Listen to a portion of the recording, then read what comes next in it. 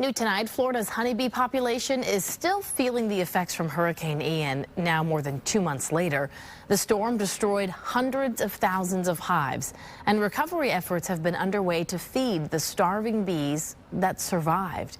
But as Fox 13's Jordan Bowen reports, beekeepers say it will still be months before they know the full extent of the damage. Beekeepers across Southwest Florida are still feeling the sting from Hurricane Ian. It's been pretty desperate because more hives are still dying out. The bees didn't really know how to react.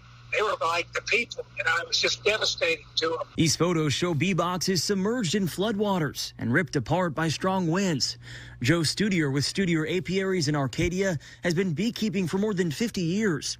Usually he has about 6,000 hives around this time, but says after the storm he was left with around 2,000. Now he's down to about 1,200 hives.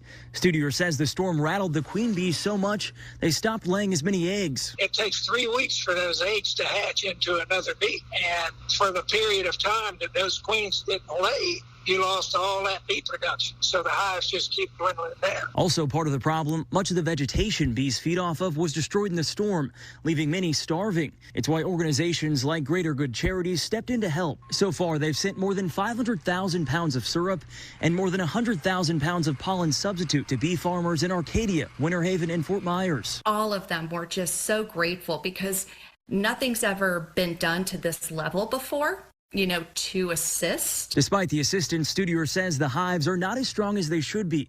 As part of his business, he ships up to $100,000 worth of bees at a time, several times a year to California to pollinate crops like watermelon and cucumber.